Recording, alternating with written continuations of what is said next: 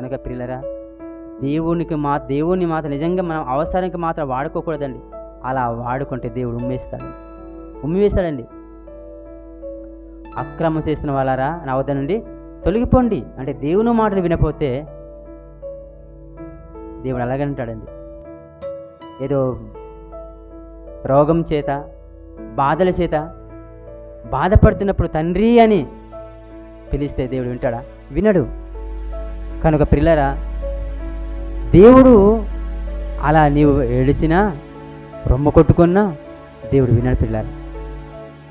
కనుక ప్రియమైన దేవుని వల్లరా, దేవుడు కుమారుగా దేవుని కుమార్తెలుగా పిలువబడుతున్నటువంటి నువ్వు నేను మనందరూ కూడా పిల్లరా ఆలోచన చేసుకుంటూ మనం అందరూ కూడా బ్రతుకుదాం పిల్లరా.